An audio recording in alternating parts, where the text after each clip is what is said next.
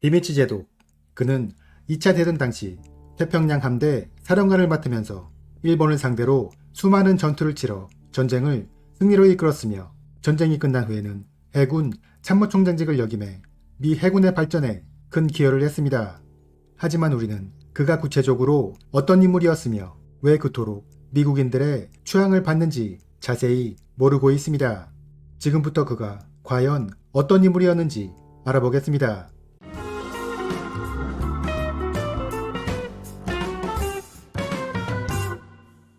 체스터 윌리엄 니미츠는 1885년 미국 텍사스주에서 태어났습니다. 그의 아버지는 그가 태어나기 전에 이미 돌아가셨기 때문에 니미츠는 할아버지로부터 여러 가지 조언을 받게 되었으며, 그 중에서 최선을 다하되 네가 어찌할 수 없는 일은 걱정하지 말아라 라는 말을 그의 인생의 중요한 모토로 받아들이게 됩니다. 어린 시절 그는 숙모가 운영하는 호텔에서 여러 허드렛 일을 하고 있었는데, 어느 날 근처에서 야영을 하던 멋진 장교의 모습을 보고 육군사관학교에 진학하기를 꿈꾸게 되었습니다. 하지만 당시 육군사관학교는 주의원의 추천이 있어야 지원이 가능했는데, 그 의원은 이미 할당된 추천권을 모두 소진한 상태였기 때문에 니미츠를 해군사관학교에 추천하게 됩니다. 니미츠는 해군사관학교 입학시험에 합격하기 위해 짧은 기간 집중적인 공부를 했고, 결국 1901년 해군 사관생도가 되었습니다. 그는 생도 시절 남들보다 일찍 일어나 공부하는 습관이 있었기 때문에 114명의 졸업생 중 7등의 우수한 성적으로 졸업하게 되었고, 이어 전남 오하이오에 승선해 2년 동안의 장교 후보생 생활을 시작하게 됩니다. 1905년 전남 오하이오가 일본에 정박하게 되었는데, 당시 도쿄의 황궁 정원에서는 러일 전쟁의 승리를 축하하는 연회가 열리고 있었습니다. 장교 후보생으로서 연회장의 구석 테이블에 앉아있던 그는 지나가던 도고 제독에게 다가가 잠시 시간을 함께 해주기를 청했습니다. 도고 제독은 스시마 해전을 승리로 이끌었던 인물로, 그가 장교 후보생에 불과한 니미츠의 제안을 받아들인다는 것은 매우 이례적인 일이었습니다. 이후 니미츠는 도고 제독의 이러한 소탈한 모습에 깊은 감동을 받게 됩니다.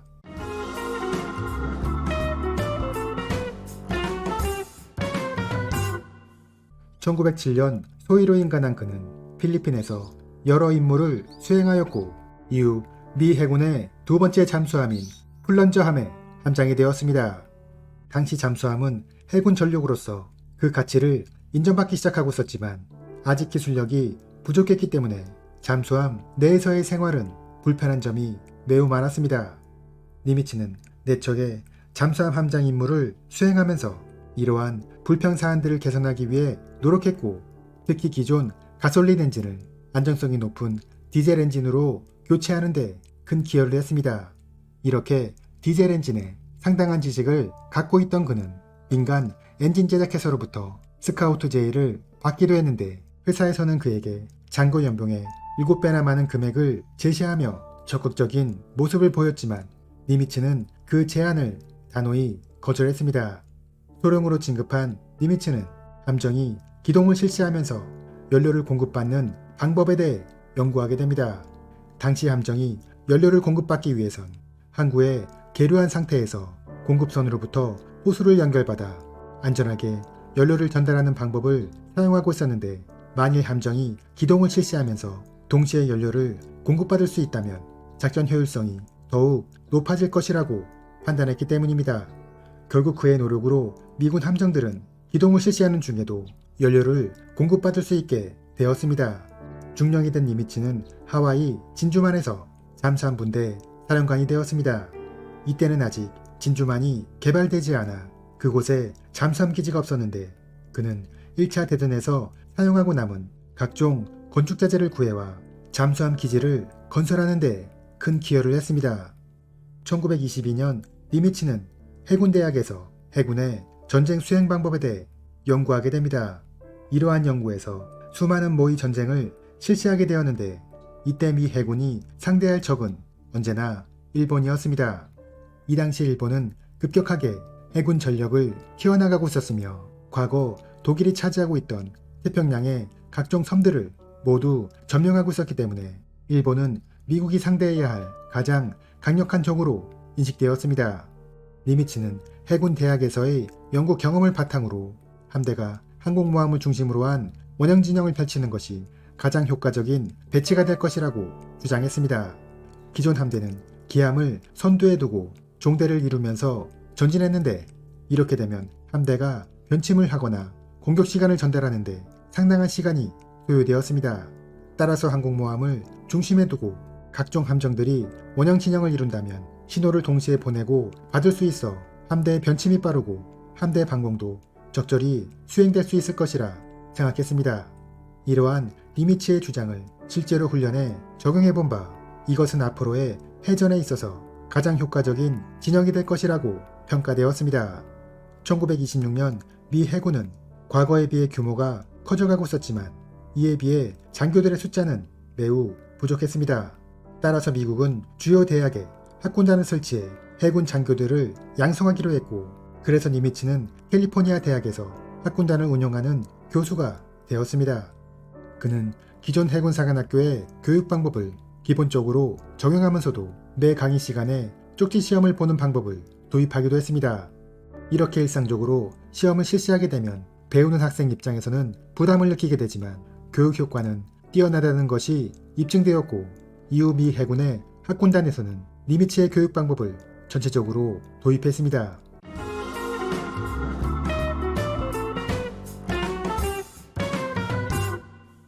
대령이 된 그는 드디어 오고스타라는 중순양함의 함장이 되었습니다. 함장이 된 니미츠는 훈련을 철저히 실시하는 것을 매우 중시했습니다. 이 당시 해군의 기술은 상당한 발전을 이루고 있었기 때문에 함포 사격에 있어서 주간에는 매우 높은 명중률을 올리고 있었습니다. 그래서 그는 만약 전쟁이 벌어진다면 일본은 미군의 사격수를 피하기 위해 야간에 전투를 벌이려 할 것이고 그렇기 때문에 자신의 순양함은 야간 사격수를 충분히 익혀야 한다고 생각했습니다. 그의 노력으로 야간 사격훈련에서 높은 점수를 획득한 오거스타는 해군 내에서 최우수 순양함으로 선정되기도 했습니다. 니미츠의 지휘 방침은 가능한 하급자에게 업무와 책임을 위임하는 것이었습니다. 그는 위관급 장교들에게 최대한 많은 경험을 체험할 수 있도록 배려해 주었고 그래서 가끔 신임 장교인 소위를 함교로 불러 직접 조함을 할 기회를 주기도 했습니다. 그리고 만약 그가 실수를 한다면 무엇이 잘못되었는지 정확히 인식하도록 했으며 그 외에 별다른 문책은 하지 않았습니다. 그는 그러면서도 자신의 업무를 제대로 수행하지 않는 장교에 대해서는 가차없이 징계를 내리는 엄중함도 보였습니다. 1935년 니미츠는 워싱턴 DC에 위치한 해군 항해국 부국장으로 발령받게 됩니다. 항해국은 각종 함정과 해군 기지에 필요한 인력을 모병하거나 훈련시키고 장교들의 진급과 경력 관리를 담당하는 곳으로 지금의 인사국과 같은 곳이었습니다.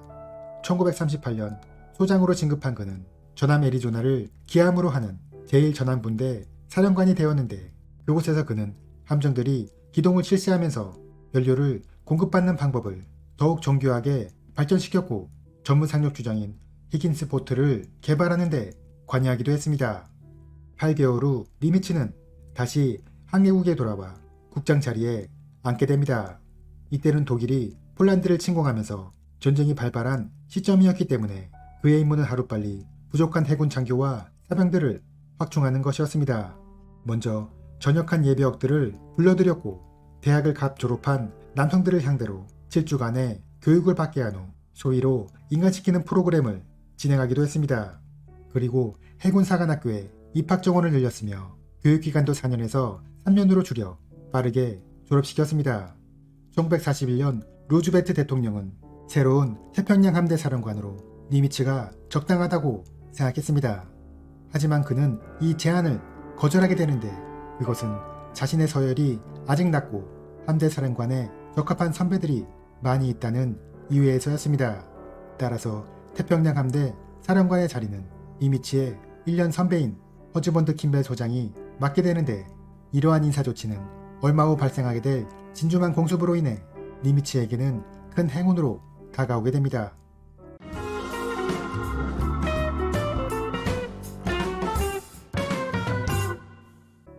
1941년 12월 7일 일본군은 진주만을 공습했습니다. 이날 공습으로 인해 미 해군은 21척의 함정이 손실되었고 200대의 항공기가 파괴되었으며 3,000명의 인명피해를 입게 되었습니다. 니미츠는 인사 업무를 담당하는 항해국 국장으로서 전사자와 부상자의 소식을 가족에게 알리거나 입원과 장례에 필요한 사항들을 준비하며 바쁜 시간을 보내고 있었습니다. 이때 루즈베트 대통령이 다시 한번 니미츠를 부르게 되는데 그것은 지난번에 거절했던 태평양 함대 사령관의 자리를 맡아달라는 것이었습니다. 전임 사령관이었던 킴멜 소장은 패배의 책임을 지고 물러나게 되었는데 니미츠는 훗날 처음의 사령관 자리를 거부한 것이 행운이었음을 인정했습니다.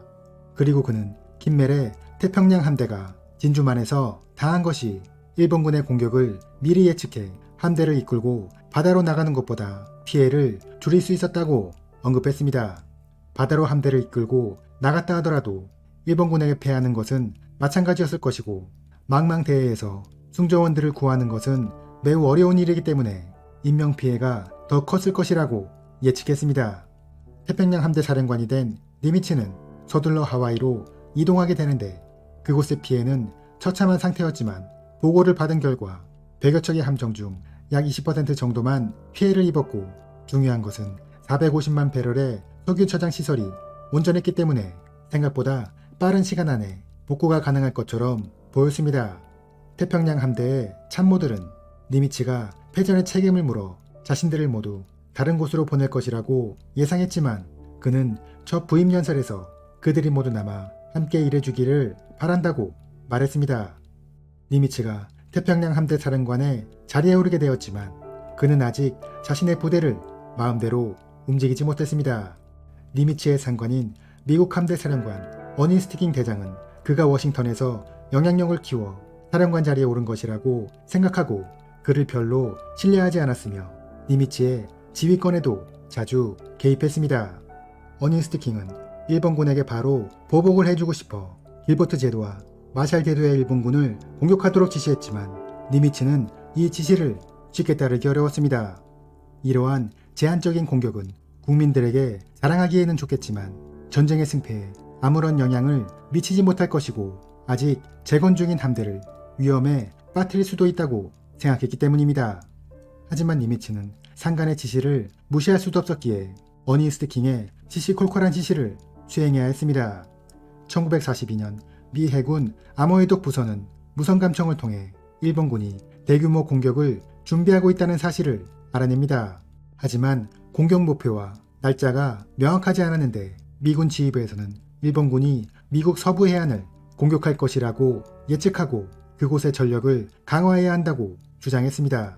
하지만 니미츠와 아모에독 부서는 그 목표가 미드웨이 섬이 될 것이라 예상했으며 그것을 증명하기 위해 미드웨이 섬에 식수가 부족하다는 무전을 일부러 보내도록 했는데 일본군이 이 무전을 받고 반응을 보였던 것입니다.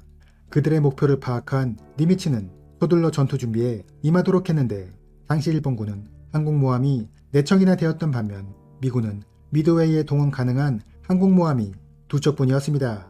그래서 항구에서 수리 중이던 항공모함 요크타운이 전투 전에 수리되도록 독촉했으며 요크타운은 미드웨이로 향해 항해를 하면서도 배 위에서 계속 수리를 해나갔습니다. 결국 미드웨이 해전에서 일본군은 4척의 항공모함, 322대의 항공기, 3,000명의 병력을 잃어야 했으며 미군의 피해는 그에 비해 훨씬 적었습니다. 전투가 끝난 후 니미츠는 기자들 앞에서 이렇게 말했습니다. 이제 진주만에 대한 복수가 절반 정도 이루어졌습니다. 우리는 일본군의 해군력이 무력화되기 전까지 이 복수를 멈추지 않을 것입니다.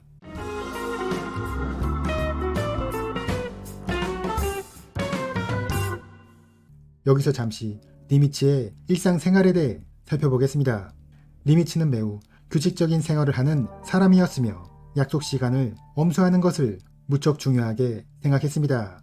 그리고 상대방의 직위에 상관없이 직설적인 표현보다 유화적인 표현을 자주 사용했는데 이러한 그의 성격은 아들에게 해준 충고에서도 잘 나타납니다.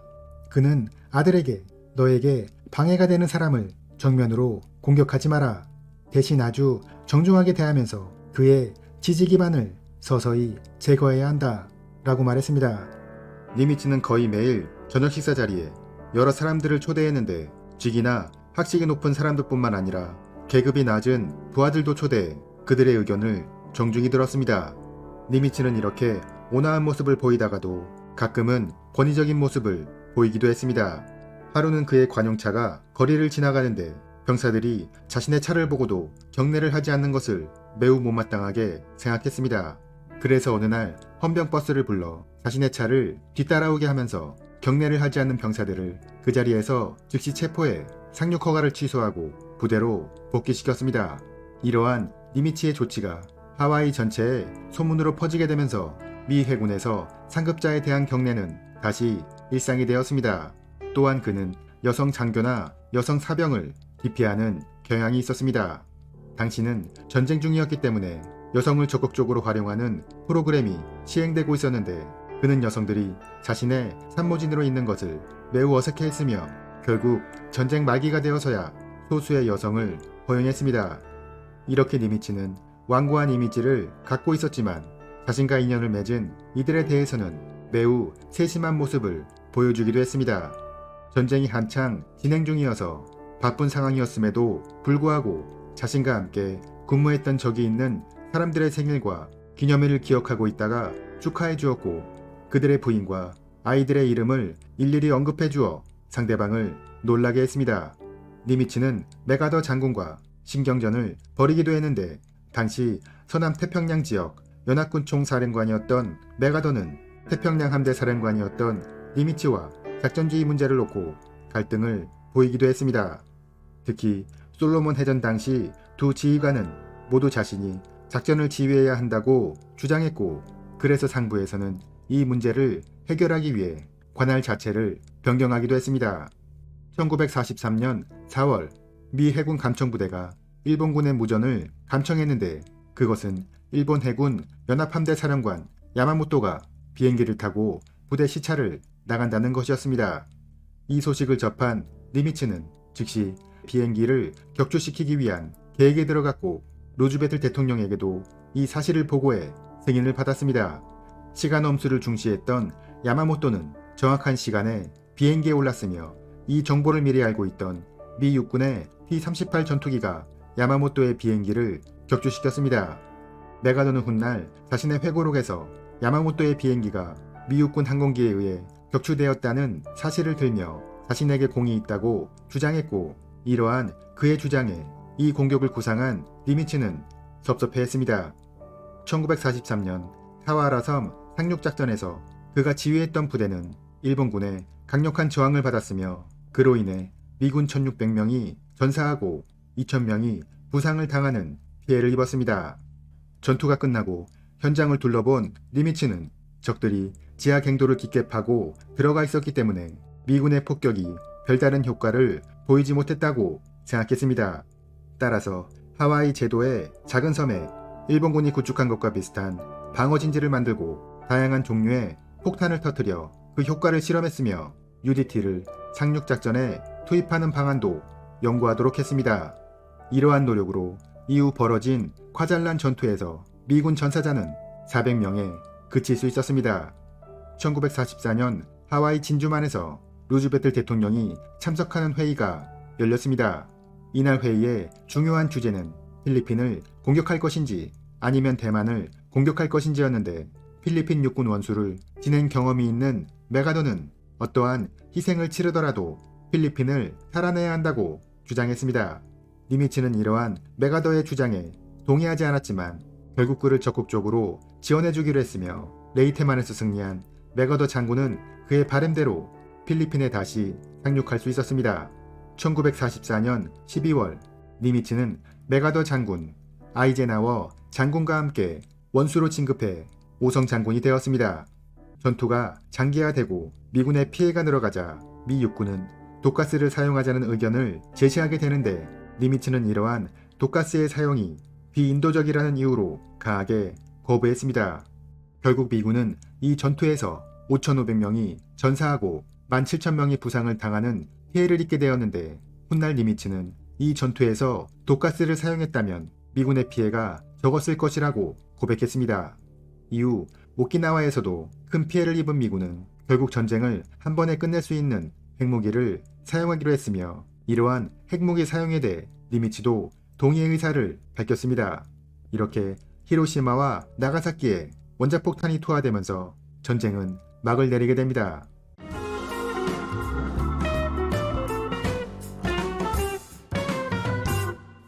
전쟁을 승리로 이끈 니미츠가 1945년 10월 5일 워싱턴으로 돌아오자 워싱턴은 이날을 니미츠의 날로 지정하고 성대한 퍼레이드를 선보였습니다. 5,000명의 수병들이 그를 호위했으며 해군 항공기 수백 대가 도시 상공을 비행했고 100만 명이 넘는 군중들이 그에게 환호를 보냈습니다. 이후 니미츠는 자신의 경력을 마무리하는 자리로 해군 참모총장이 되기를 원했으며 이 같은 의사를 해군 장관 포레스털에게 전달했습니다. 하지만 해군 장관 포레스털은 니미츠를 별로 좋아하지 않았습니다. 그는 과거 자신이 청거했던 사람을 장교로 임명해 주지 않아 감정이 좋지 못했고 그의 완고한 성격 또한 자신과 맞지 않는다고 생각했기 때문입니다.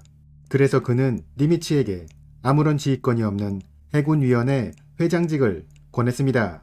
하지만 해군 참모총장이 되겠다는 본인의 의사가 워낙 강했고 주변 제독들과 정치인들이 니미츠가 적임자임을 강하게 추천하자 결국 트루먼 대통령도 그를 선택할 수밖에 없었습니다. 니미츠가 이렇게 해군 참모총장이 되기를 원했던 이유는 이 당시가 해군에게 있어서 가장 위기의 순간이었기 때문입니다. 전쟁이 끝나게 되자 수백만 명에 달했던 해군 소속 군인들과 7천여 척의 군함들은 이제 그 효용을 다했기 때문에 그 숫자를 대폭 감축해야 했습니다. 그리고 공군이 새롭게 창설되면서 해군 항공대는 공군으로 이관되어야 하고 해병대는 육군에 편입되어야 한다는 주장이 나오기 시작했습니다.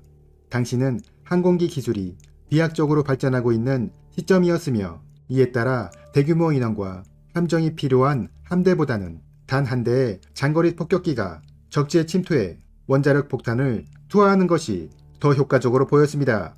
그리고 앞으로 한동안은 미국에 도전하는 국가가 없을 것이기 때문에 대규모 상륙작전 또한 필요 없으며 그 인원들을 모두 육군에 편입시켜 국방비를 줄여야 한다는 주장이 나온 것입니다. 해군의 규모도 대폭 줄여 물자와 인원을 수송하는 수송함대 정도만 존재하는 것이 앞으로의 전장에 적합하다는 주장도 대세를 이루었습니다. 니미츠는 해군의 존립을 지키기 위해 동분서주했습니다. 그는 곳곳을 돌아다니며 일본을 패배시키는데 해군이 핵심적인 역할을 했으며 해군은 앞으로도 첨단 무기로 무장해 바다를 통제하고 제해권을 지켜야 한다라고 주장했습니다. 그리고 그는 원자력 추진 잠수함 개발을 추진합니다. 앞으로의 전장에서 잠수함이 차지하게 될 역할은 더욱 증대될 것이며 수면 위로 부상하지 않고도 작전이 가능하고 빠른 속도로 이동할 수 있는 원자력 추진 잠수함이 반드시 필요하다고 생각했기 때문입니다. 그의 노력으로 미 해군은 세계 최초의 원자력 잠수함 노틸러스를 보유하게 됩니다. 1947년 12월 15일 해군 참모총장 임기를 마치는 자리에서 그는 개인적으로 준비한 고별사를 발표했습니다. 원래 규정에 의하면 해군 참모총장의 고별사는 합동참모본부의 사전 보안 검토를 거쳐야 했지만 니미츠는 이러한 보안 검토가 이루어지면 자신의 의사가 제대로 전달될 것 같지 않아 규정을 어기고 발표를 한 것입니다. 그의 고별사 내용은 이렇습니다. 앞으로 미 해군은 세계 어디에서든 병사들을 위한 수용시설과 정비창, 보급창을 완벽하게 갖춘 비행장을 건설할 수 있다. 그들이 건설한 비행장은 은밀성과 기습성을 동시에 가진 공세용 이동기지가 될 것이며 자체적인 방어 능력도 갖추게 될 것이다. 미래의 해군은 수상함과 잠수함에서 미사일을 발사하게 될 것이며 항공모함에 탑재된 함재기는 초음속으로 날아가 적에게 원자폭탄을 투하할 것이다. 결국 대양을 건너 적의 핵심 지역에 무력을 투사할 수 있는 세력은 첨단 무기를 갖춘 해군이 될 것이 분명하다. 이러한 니미츠의 주장은 얼마 후 한반도에서 전쟁이 발발하게 되면서 해군과 해병대가 얼마나 중요한 존재인가를 다시 한번 증명하게 되었습니다.